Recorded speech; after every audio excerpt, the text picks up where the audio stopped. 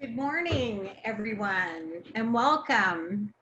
Thank you all for being here on this Sunday morning, the fifth and final day of the first San Diego Design Week. My name is Leslee Schaffer, and on behalf of Woodbury University School of Architecture here in San Diego, we're so pleased that you've joined us, and we're excited about this conversation. Design, development, and democracy, in essence, social equality in our changing society. I'm joined by an esteemed group. Good morning to all of you, to whom I will turn this over after a few quick housekeeping sort of notes. Let's see, because there are so many of you, we have microphones on mute, and we ask that you submit your questions using the Q&A feature at the bottom of your panel.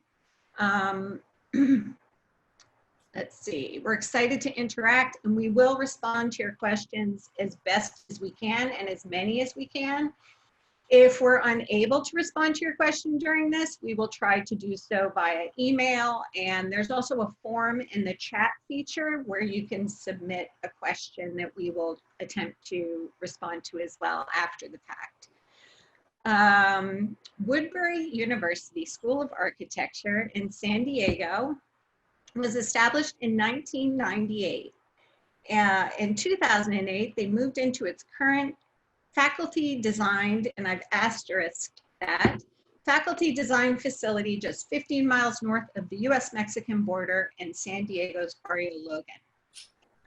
The 27,000 square foot campus is comprised of integrated studios, offices, library, and shops, and offers Bachelor of Architecture, Master of Architecture, and the original Master of Science in Architecture and Real Estate Development, known as MS ArcRed or MRed. Excuse me. Personally, I've always thought of Woodbury, San Diego as the little campus that could. It's been celebrated for its immersive urban environments. Oops, sorry, I hope you all did not hear that click.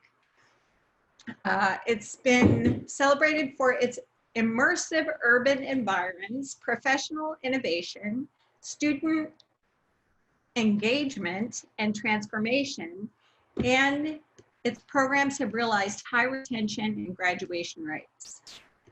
In fact, as of 2018, 10% of its alumni had become licensed architects, and MRed grads had built 642 housing units, 20% affordable. It's probably at least, I would imagine, 1,000 by now.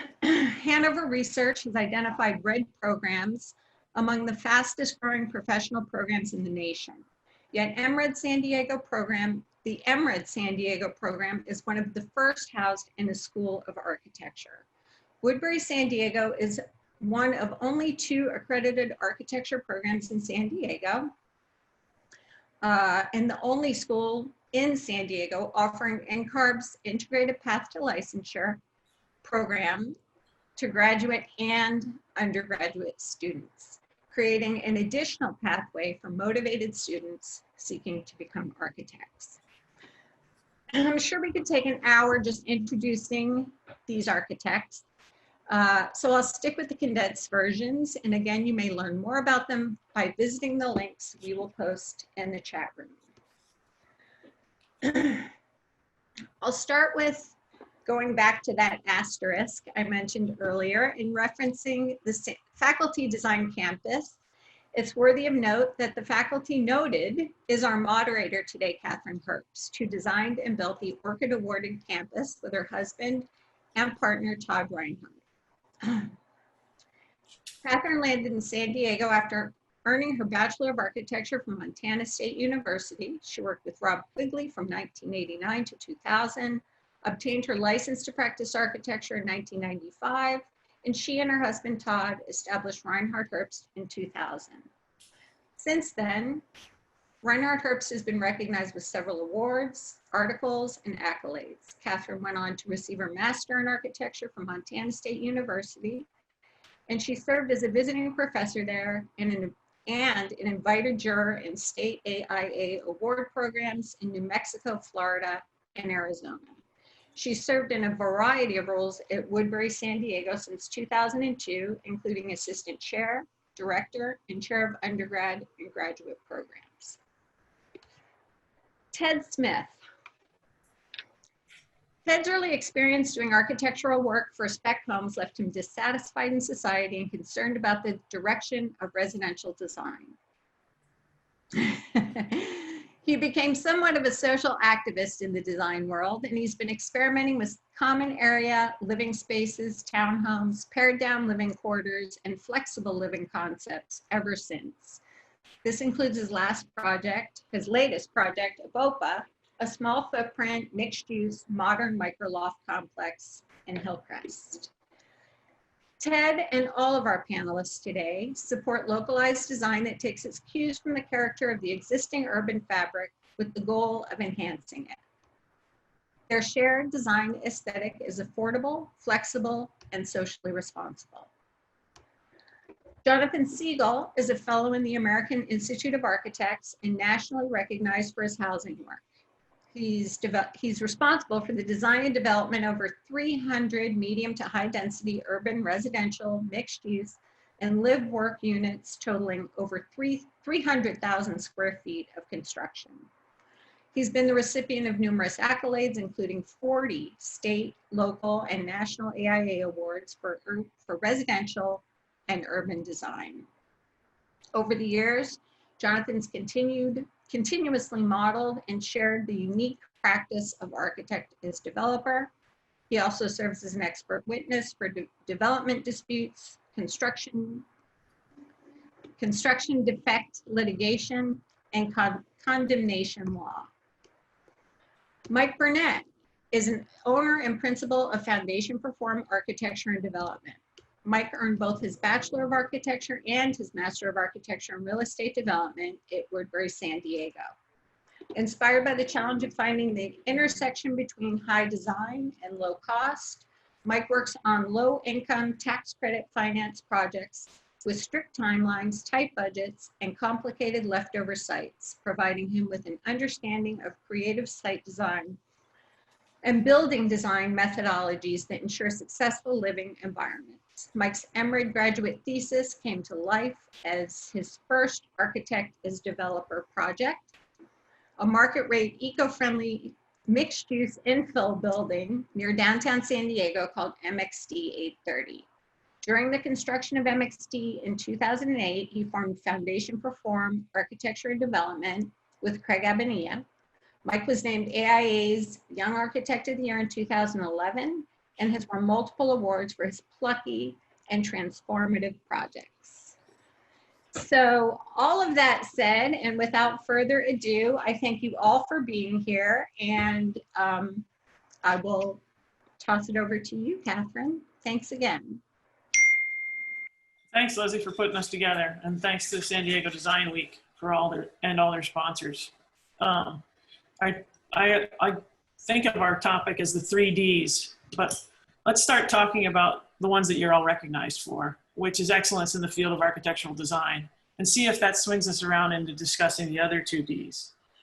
So one of the things I thought maybe could start us out is if you thought about the climate that we're in right now, and you were now starting, not where you are right now, not the position you're in, you're doing MXD, you're doing a go home, you're doing 7 on Kettner.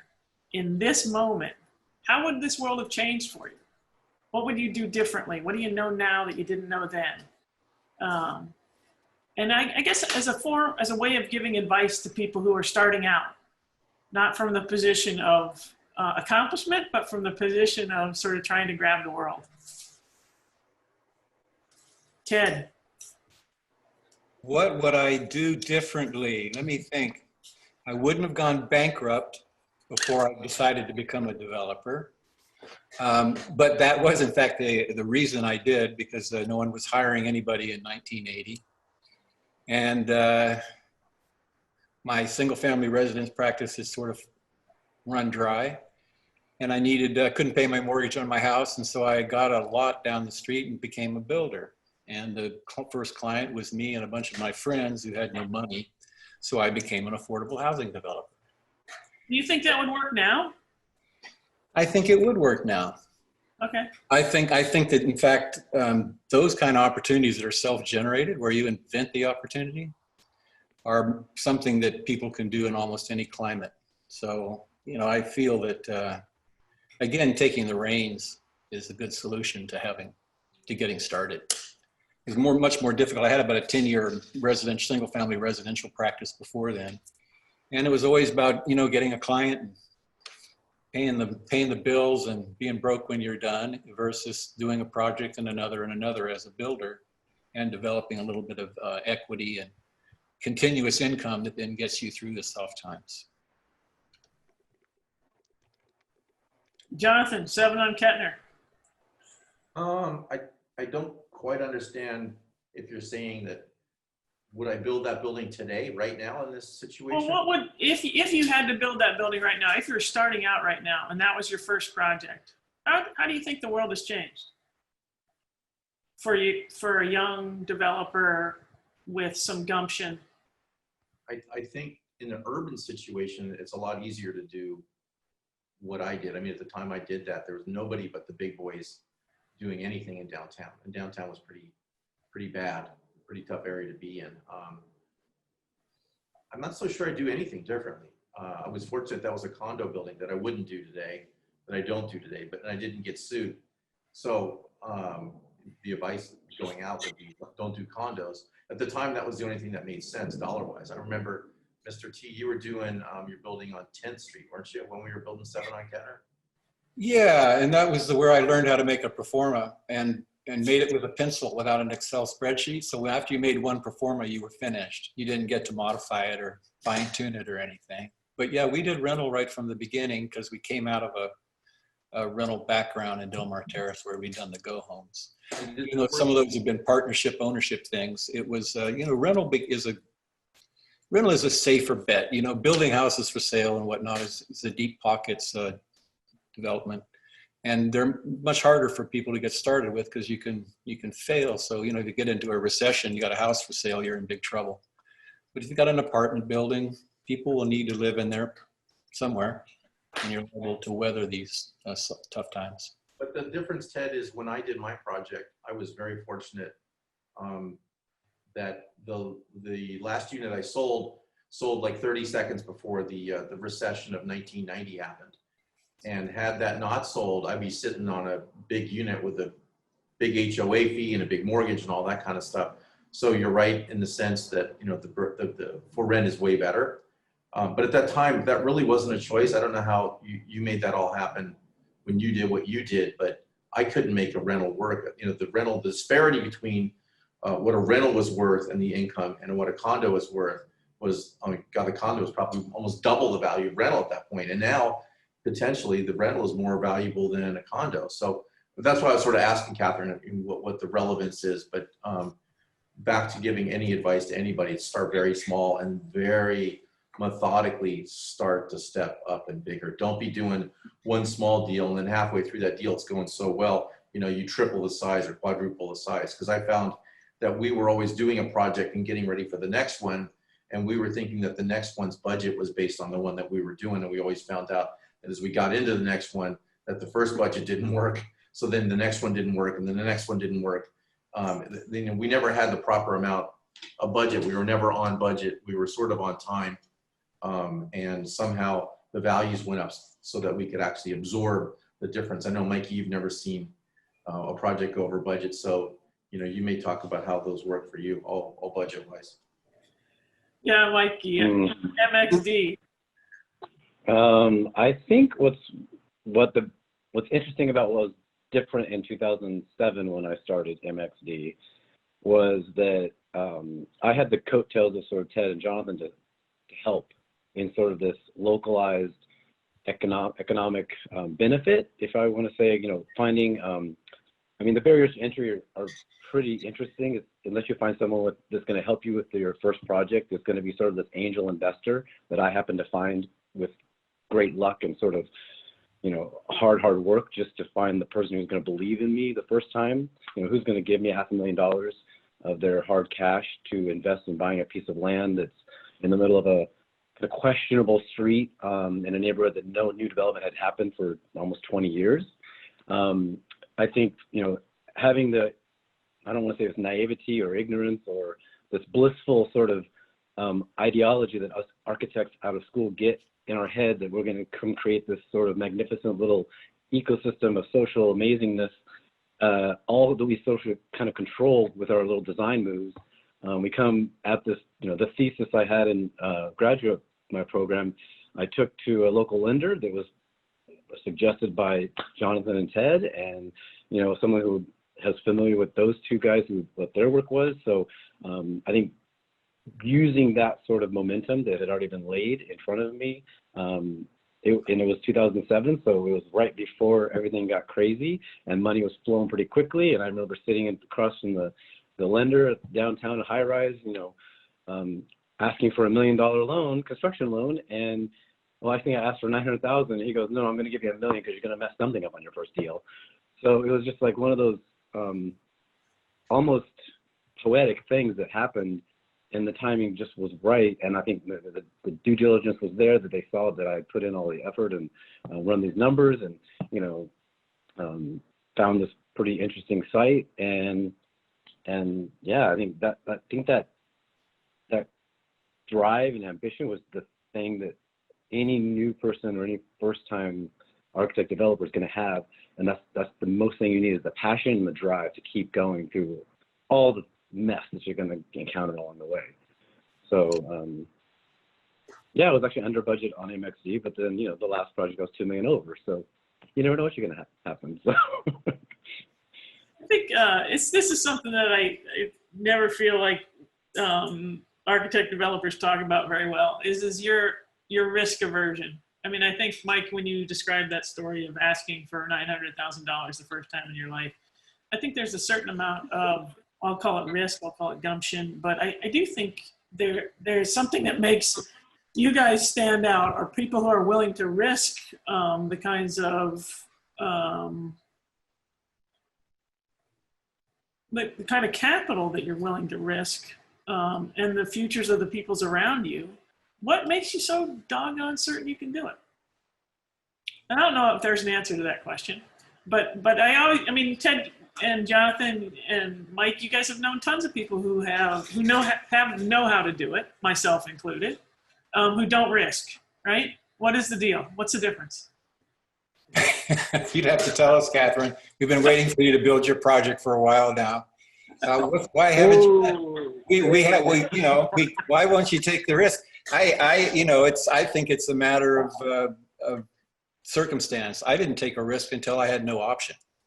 The only reason we did those first buildings, and it was because I had no place to live, and I found a friend who had $10,000 and another friend with another 10, and in 1980 you could build a little house for $50,000 down, and we do everything with sweat equity. So everything was sweat. The sweat was the contractor, the developer fee, the architect. So the risk was time that I was sitting around with nothing to do anyway. And I think that's very different than if you have a good, well-paying job, and you're going to take time off of it to go out and risk your sweat equity. So it's actually the circumstance. And I found myself without other work. So it was like, what else am I going to do? Right. Do you think COVID creates a kind of new nature right now with people having a lot of time? Do you think we're going to make a lot more people who are out there with time on their hand, able to do more things? Does time get rid of risk? Never. Time's never your friend. And why is that? Because things go wrong. You want to get on something, and you want to get on the motorcycle and start riding, and you don't want to have it tinker around and like have an oil leak or something like that. I think the key to some of the success that I think we've all done is this blind ignorance, where you just don't know what's going to go wrong, and you keep thinking it's all going to go great, and eventually you just work through, as Mikey was saying, all the landmines to get to the finish line. But I think something that's not really discussed much is, I would say 50% of all deals make no money, and I think 25% of all deals the developer makes no money, and then there's the 25% of the deals that are successful. And I think it's part of being dumb and lucky rather than smart and not. It's just timing. You know, you could have a deal that's going to be magic today, and then in a year, everything changes. There's projects that I remember that were getting close to completion, and there was no financing out there. The financing just completely dried up, and you can't control any of this stuff. And now the financing is, 1% cheaper, which makes the project even more advantageous. But then the land's gone up or the concrete's gone up. I hear you can't even get concrete today. I don't know why, but there's a shortage. So there's all these things that kind of go awry. And I think as I'm going to speak for myself, but as time goes on, I become a little more risk adverse. All my capital sits in a 1% CD if I can get the 1%. It's not in the stock market. It's not going crazy because as you get older, you don't want to lose. And so my goals change, people's goals have changed. Ted's, it's kind of interesting that you've got sort of Mikey on the bottom side, Ted on the top, and I'm somewhere in the middle of time and things that have happened. And the thing that's important to me now is how can we make better design in our community, not necessarily through the work that I'm specifically doing, but other people. How can we raise that? My wife and I went to breakfast at Trust. We drove home and she kept going, that's the most hideous library I've ever seen, the one that's on Washington Street that they just did for Mission Hills. I'm like, where did that come from? And there was community involvement in that. Then I said, well, Wendy, that's bad, but look at that 5-story horrible apartment cum condo that's right next to it. And there was community involved in that. How can we improve that stuff? I know the three of us can because we do the design work and we're controlling everything, but is it possible that the community can go away and we can get better design, or is that just a fallacy? Well, I have to say that the environment and the community groups and all, we've never seen anything better than we are in California right now. Back in 1980, if I thought we'd have these density bonuses and pressure from the state to do accessory dwelling units in single family neighborhoods, and basically the disempowerment in a lot of ways of the IMBY groups in the last 10, 15 years. I would say that we're in a better climate today than we've ever been as far as support from the state, from the city.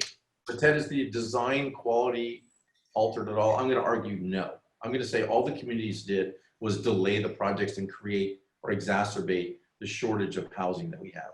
And I'm not so sure we have a shortage of affordable housing or housing. We just have housing that's too expensive. There's no shortage. I mean, there's vacant units out there. There's buildings that are getting built that are getting leased up. We don't have a shortage of this stuff. It's just too damn expensive.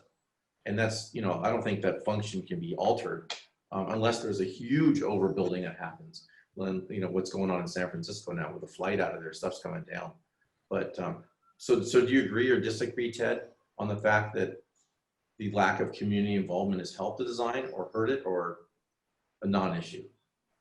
I think basically it delayed a lot of work and prevented a lot of things from getting built, and glad to have it behind us, frankly. But again, that's the problem. It's not, there's so many strategies. I mean, the government programs, tax credits and whatnot, and Mike should talk to this, are one way to get affordable housing, but we find it very expensive. A very expensive way to make affordable housing. And what's very often not in the perform is the cost to the state. The state gave these tax credits out and they no longer have as much money for schools. And so it might look like the project has some affordable units in it, but there was a big downside. It took a big hunk of money out of the state budget to do that. Or, a chunk of that tax credit that was given to the developer. So I think that we've always been trying to make market rate. And I remember Jonathan's early projects were all about how much can I build a condominium for in downtown in the beginning. And he came up with condominiums that were really cool, that were way cheaper than the corporate ones. And so it's horrible to say that everything's too expensive. And what you want to do is say, how can I impact that expense? What can I do in the design part of it to make it less expensive? And that might segue a bit into something that we've always kind of championed, which was no elevators, outdoor hallways, and small units, cross ventilation, that I think might segue into today's reality and how, in fact, No parking. and how to beat parking. I mean, we had what we called our 500% TED's density bonus program where I just make a unit have 5 bedrooms, 5 doors, 5 bathrooms. I got a 500% density bonus, so I kind of chuckle still at everybody's excitement over the 100% bonus densities, because you know, you basically make a unit is as big as elastic ruler you've ever seen in the world. I mean, 5 people in it, 10 people in it, 4 people in it, 1 person in it. Is that a measure of density? Unit's the wrong measure. Bedrooms might be a good measure. And anyway, so it's I'm really always looking for some market rate to make things, you know, make things affordable, and find the support of the San Diego Housing Commission or tax credits even to be very difficult. It makes it a hard time to get tenants. The tenants don't qualify. They're very often young and entrepreneurial and can't prove that they don't make enough money and can't live in the units anyway. And very often are, you know, at 100% medium income, or even 60 and 80%, you can very often build a bonus density project of 5 suite unit and beat those numbers kind of handily. Mikey, I want you to weigh in on this one. Well, I think you covered so much, Ted. That's, I mean, very, very good points on all those efforts. I mean, the part that is interesting to me is I got my start with tax credit affordable housing and started diving into that. I kind of went on 2 roads. One was 100% affordable tax credit finance. The other was market rate, buy right, you know, follow all the planning, zoning laws, and use the density bonus to get by a couple of extra things you might have to ask for, like if you needed a 2 feet extra in the setback. But the interesting thing I found was the complexity and overlay of bureaucracy and contingency that the 100% affordable tax credit lane makes you take. Makes a unit $500,000 to build, whereas I can build the same exact thing for $350,000 on the market rate side. Why in the hell is that happening? Like, why is there this wasted tax dollars happening on a big 100% deal?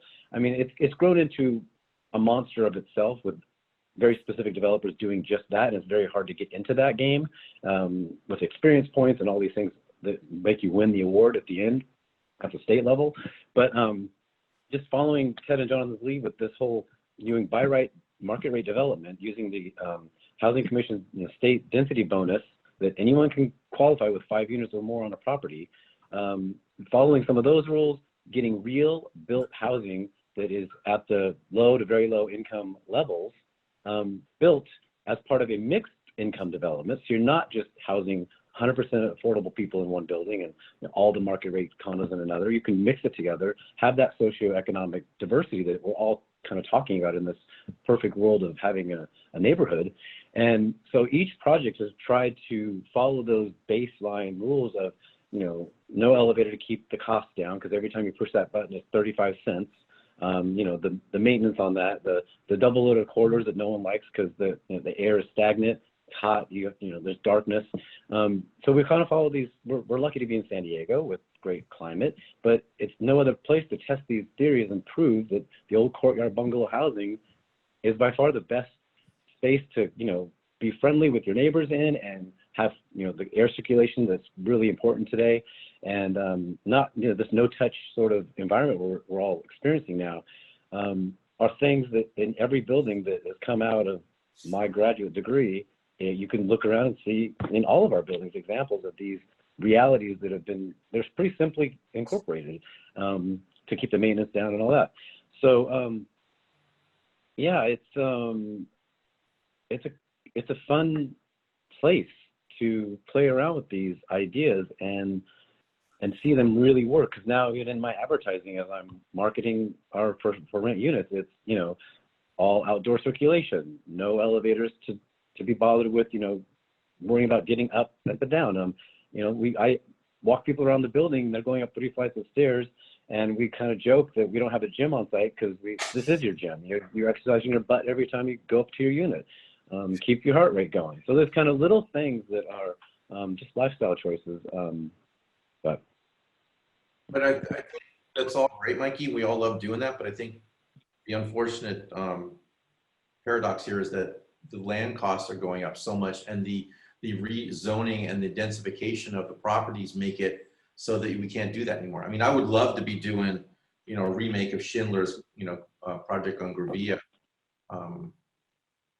with the little beautiful 550 square foot bungalows that have their outdoor space.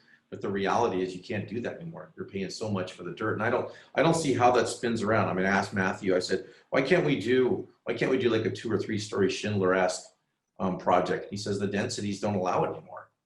You've got to go way, way, way more dense. So, you know, what's the reality of getting out, you know, around that? I mean, your new project, Mikey's got an elevator in it.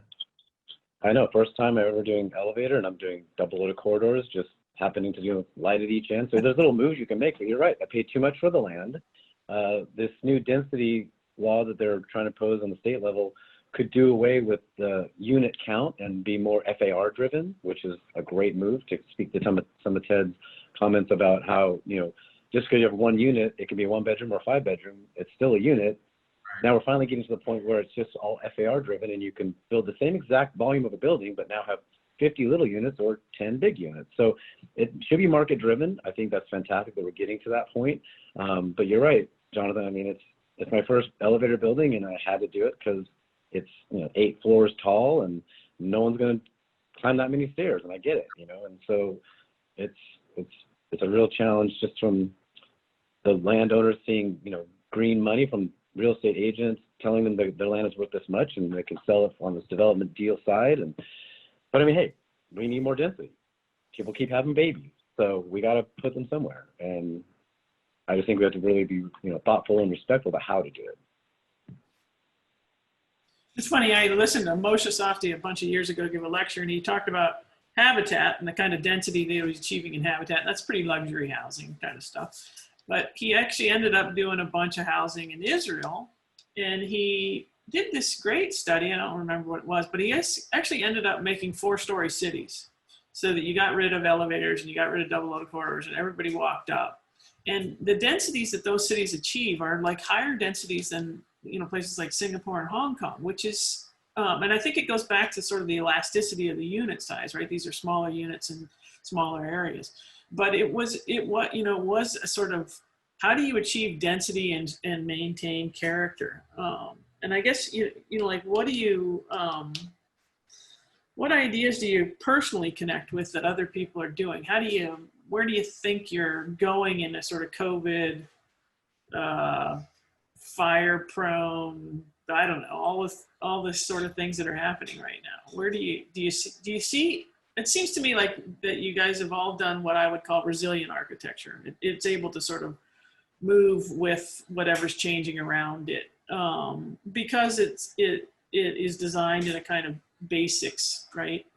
Cross ventilation, daylight, privacy, blah, blah, blah, right? All these things that I think are basic, I would call them basic human rights. But what do you think, where do you think it's going? Is it good? Is it changing? Or do you think it's all? Huh? I think there could be some big changes with the real estate values changing. First of all, with all these density bonuses, all the landowners and the real estate agents know to run the costs way up, so you don't make any savings or make them more affordable with these density bonuses at all. But with people understanding they're going to work at home and can work remotely, and I think we're going to watch a deceleration of this urbanity that we've experienced in the last 10 years. There might be opportunities in the second ring even out where we can start to redevelop the suburban condition with some of these prototypes that I think we're all interested in pursuing now that we've kind of hit the high end of what you have to do in an urban area, you know. And this, so we're looking at a new world, and it could be that that's cheap land and further out from the city is going to be fine. And then the other thing is very interesting with the collapse of commercial real estate, with the fact that people are going to be working at home, there could be a lot of opportunities to turn some big office buildings into housing. So I keep thinking there's these changing times are always creating options that we don't have. After you're in the system for a while, you build up to a point where you're sort of stuck, which is kind of where we are now, with Mike and Jonathan having to build some 8-story buildings in order to make them pencil with the real estate values where they are in the urban setting.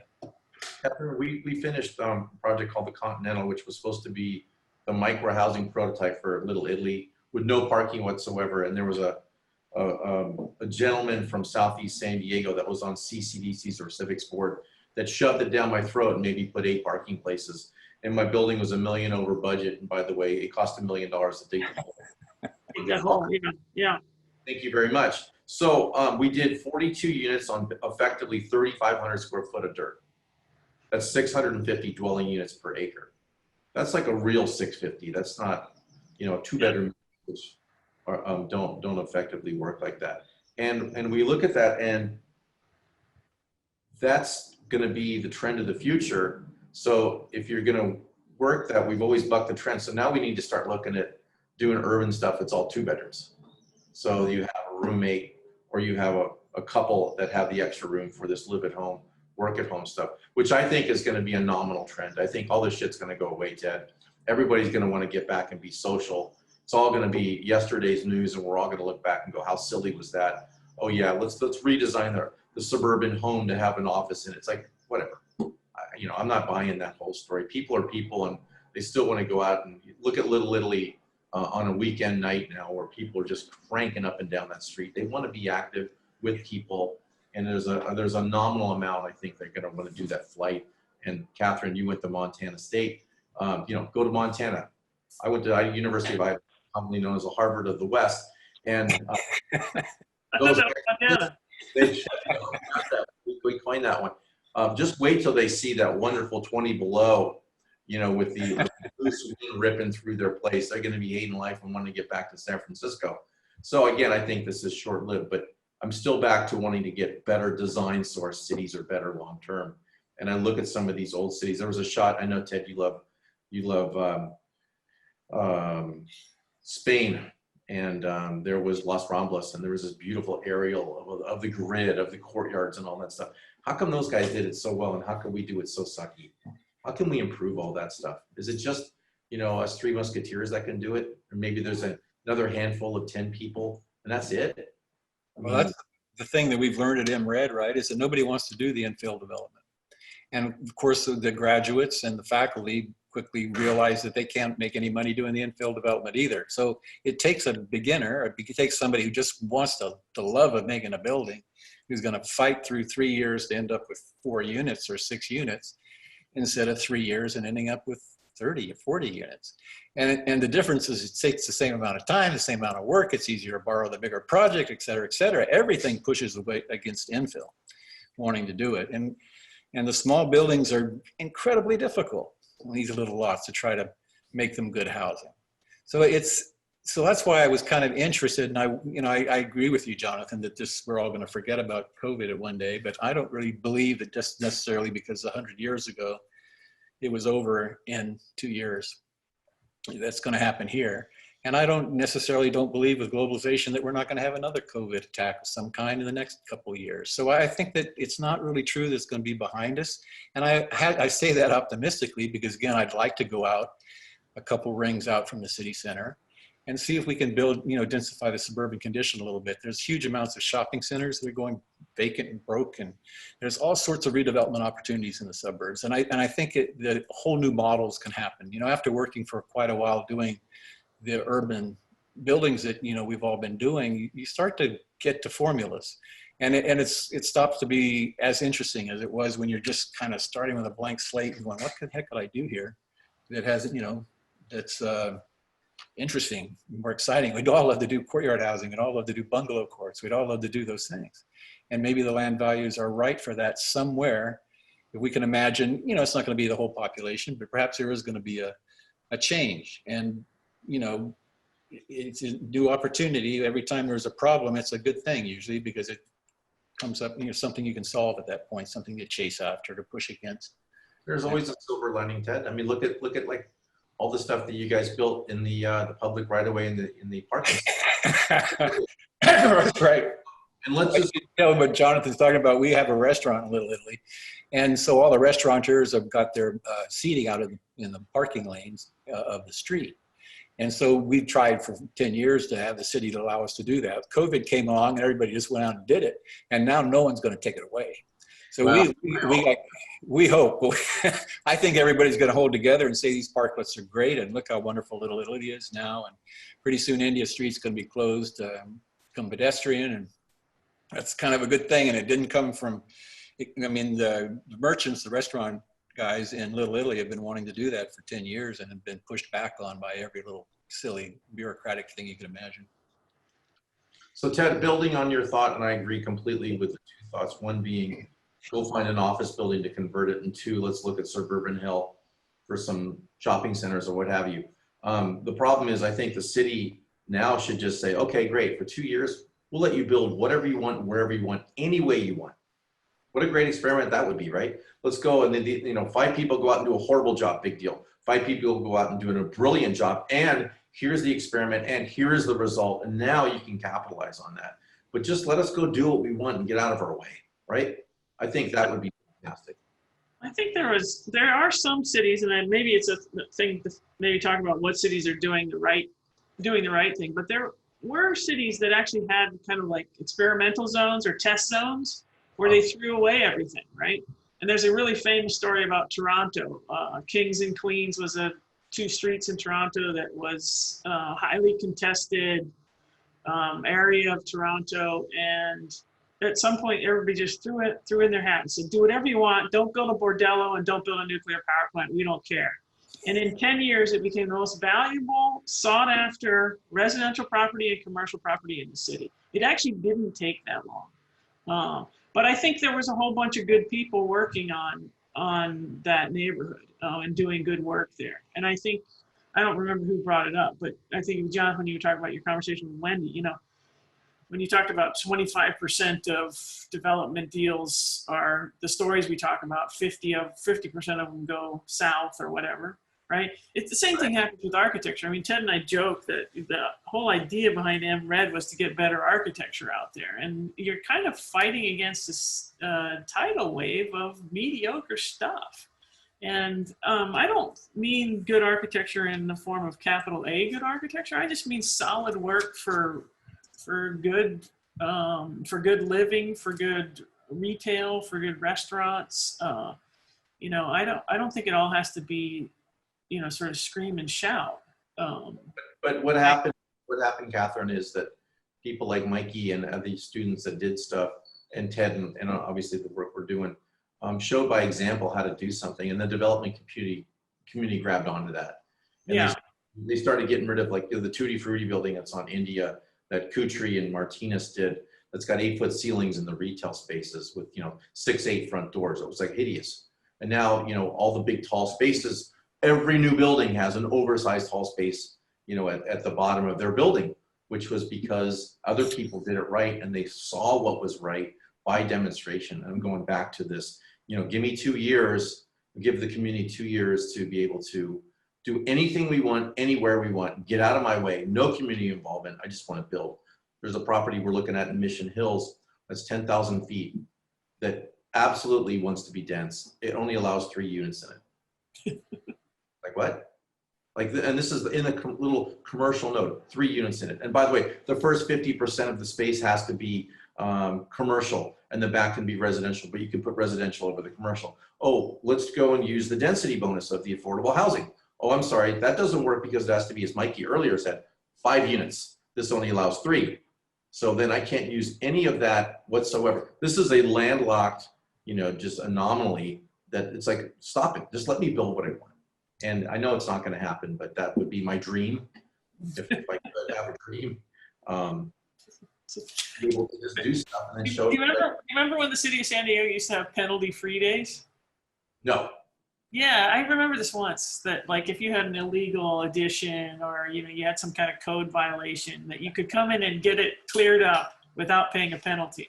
I don't think they've done it for a really long time, but I think there could be a penalty-free zoning year or something like that.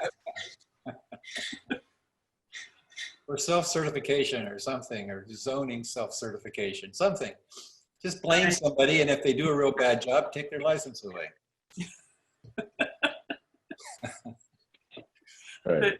There's plenty of stuff being done without licenses. Let's not go. Probably shouldn't be going there. Todd wants me to rebuttal your Harvard of the Rockies. That Montana State is the Black Mountain College of the West. Harvard. You got the Black Mountain. You got that Rocky Mountain High just tasting the little lower area. All right.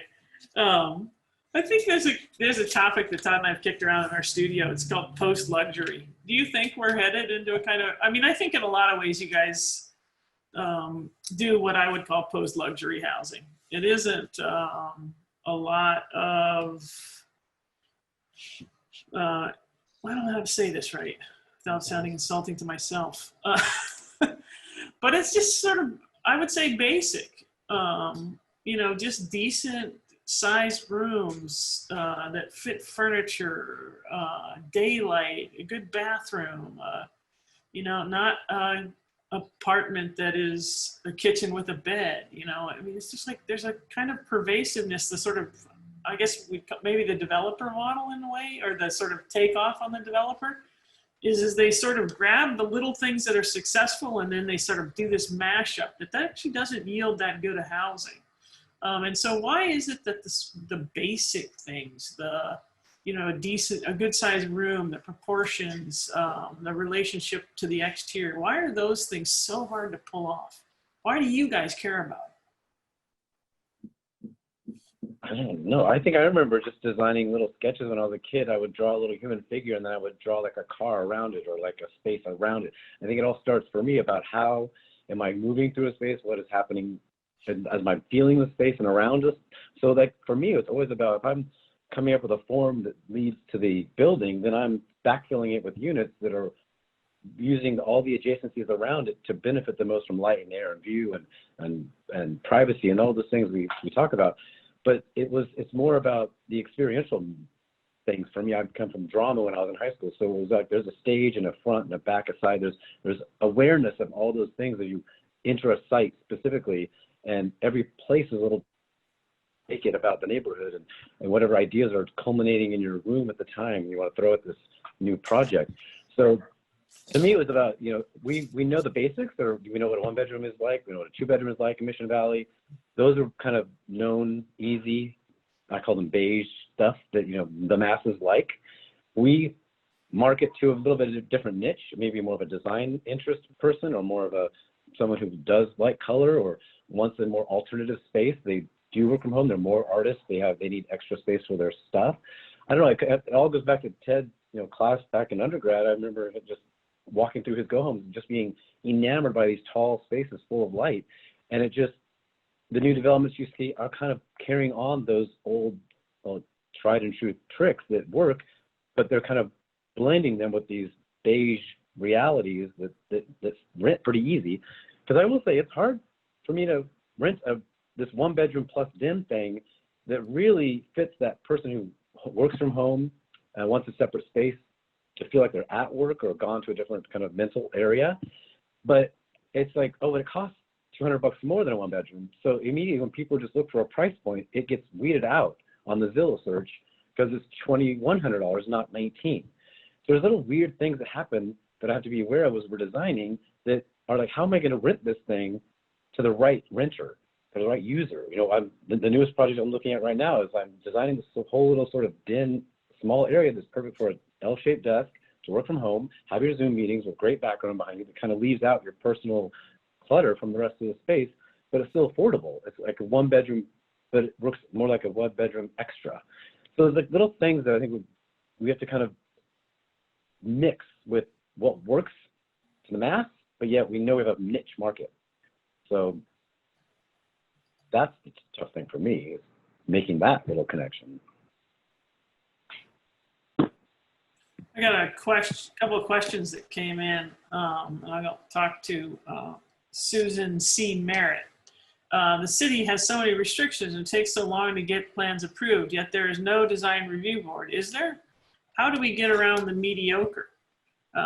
So I think this is an interesting question from our audience, because I think I would say that largely our topic has been kind of really about the nuts and bolts of pulling stuff off in this city. And I think very few people understand sort of what an architect and a developer are up against in terms of what really makes a building? Why does a building cost so much money?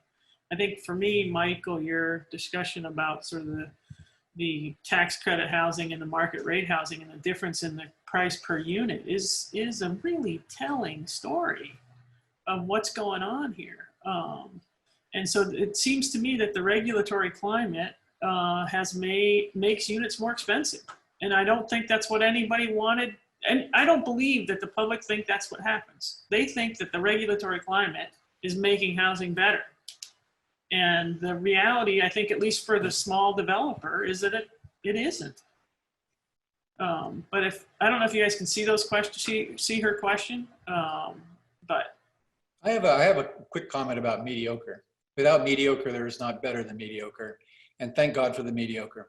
Mm-hmm. And the bottom line is you're going to do it like we've all made taller units. You know, and the funny thing that happens is they make the taller unit and then they make all the units are taller. Now nobody knows it's not 80 feet anymore. Now they're all 9 feet. But, you know, and so all of a sudden the scale is getting bigger and bigger and the people get smaller and smaller. The units don't get better and better. Right. I'm trying to figure out what is going to make a building good. You've talked about it, and Mikey talked about the room, and the room with the 1 bedroom extra. Mikey did a building I refer to as Big Red, which is clearly, in my opinion, the nicest courtyard of any building in San Diego. And if you look what he did there, granted it's a little noisy inside, it's got nothing to do with the housing itself. It's a spatial quality that the building created and how the building reacts to the street. And for me, what I want is I want a non-objectional looking building. I don't care what it is, just don't be ugly. Be mediocre, as Ted says, mediocre is fine. And then properly deal with the street. If you walk by Mikey's building, you can see right through the restaurant into this magic courtyard. And it's interactive. When you drive by, it's lit up at night and you see all the activity going on. That's what an urban building is. You know, we don't have to experiment with all these different types of housing and tweak it like this and that. We just have to make the place so that people want to interact with the city. And that for me is the most important part of making a great building. Just like, don't shout, look at me. And there's a building in Center City East that's got a big, huge red thing that hangs off the side. It's rather objectionable, but when you get down to the street and you drive around that building, they did a fantastic job. Probably one of the best urban buildings that is in San Diego. I think Lennar was a developer. I don't remember who architected it, but go look at that building and see how wonderful it is. It's got a laundry there, and all the machines of the laundry are there. So it's sort of, you know, it's mechanized. It's really wonderful. And I think that's what we need to get to, is where people can see other objects and copy them. The mediocre gets better, Ted.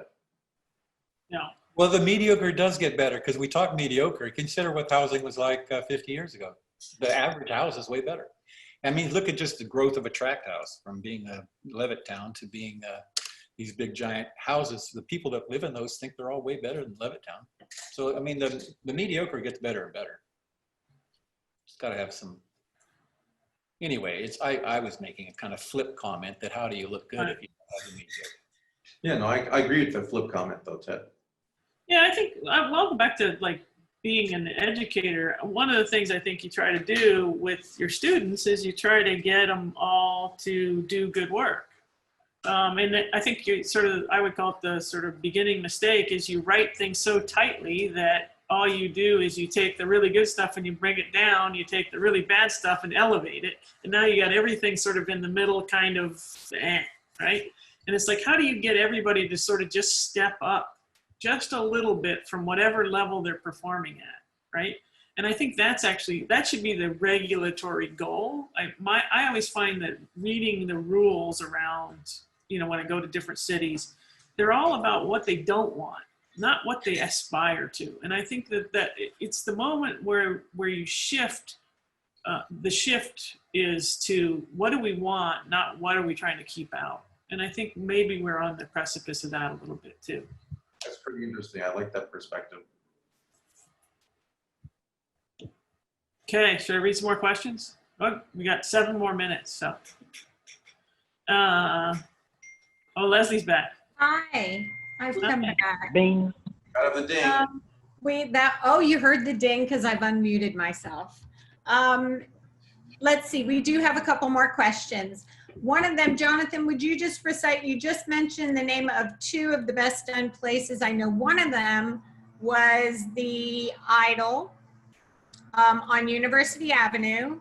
And what was the second one that you mentioned? I don't Going remember. downtown, I think it's BNIM, I think, was the architect, right? Got an onion. How about the one with the big hood next to the freeway that did some architectural wonderment, but then had the great bottom? Probably Yeah. Gordon, Isn't that Gordon Carrier? Who did that? or Jay. I don't know. Anyway, it's the bottom. The top of the building is a little crazy and it's not beautiful, but the bottom is pretty extraordinary. So let's just call it Island and 14th or J and 14th. You can't miss it. Can you guys share specific examples of public spaces or buildings in other cities that you'd like to see in San Diego? That San Diego would benefit from? We can come back to that one. Tough one. You know, it's funny because during COVID, Todd and I've been, every once in a while, we'll go someplace else to walk the dog. And we've been walking down on the waterfront in front of the county administration building. And I actually think that was a really big move for this city. It's amazing to me that the county did it, that you're walk through a park on, you know, what used to be parking. I think it's a big city move. And it's so well used. I mean, I live 2 blocks from Balboa Park, but the waterfront park is a broader spectrum of people, I think. And, you know, really kind of a nice place to walk. Yeah. Sure beats a parking lot. That's true. Parking lot. Peter, I'm not going to even try to pronounce his last name, asks, what are your thoughts on subdividing land and maximizing each unit with full, FAR, and 800 square feet ADU guarantee? It's a little techy for me, but also being real estate brokers and selling yourselves. Anyone want to take that one? No.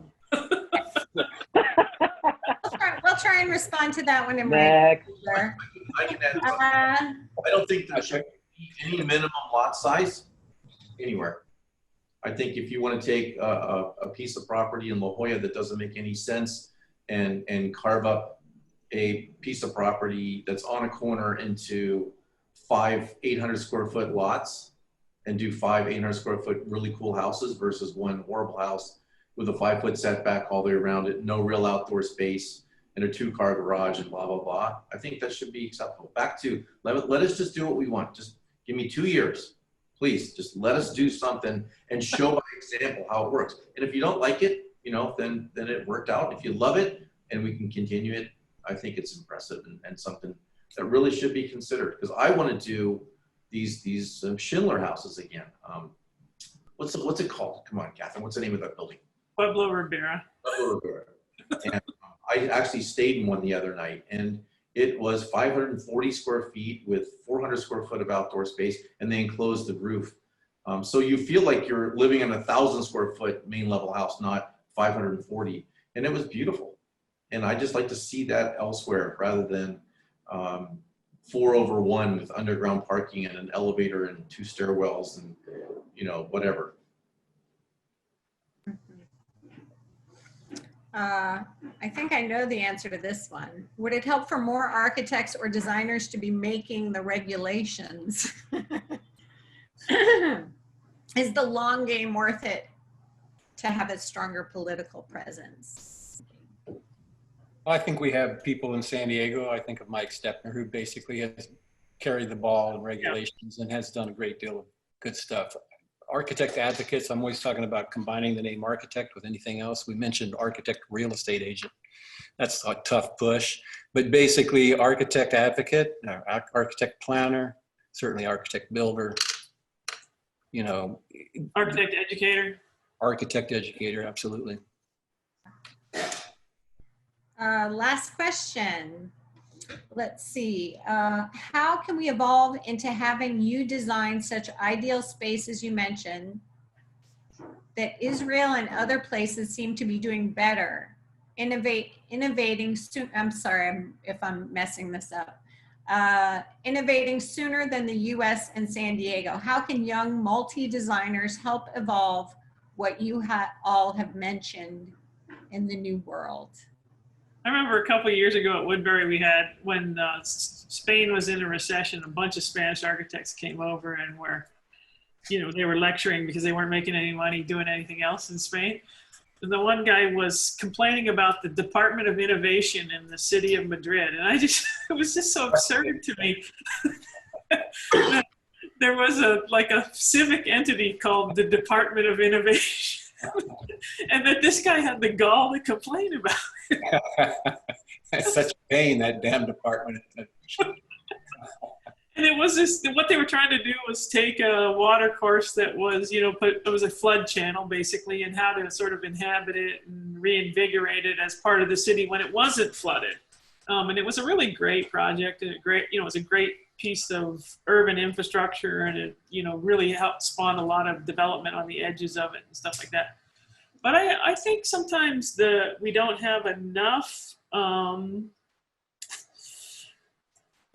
the wild idea, sort of bringing the LA River out of the culvert, those kinds of things they happen in San Diego, but they don't get as much play somehow. I think when I moved to when I moved to San Diego, Mission Valley didn't even have a river. Is that true? Yeah, I think it's true. So there's things that have radically changed in the landscape of San Diego that I think just go a little bit unnoticed.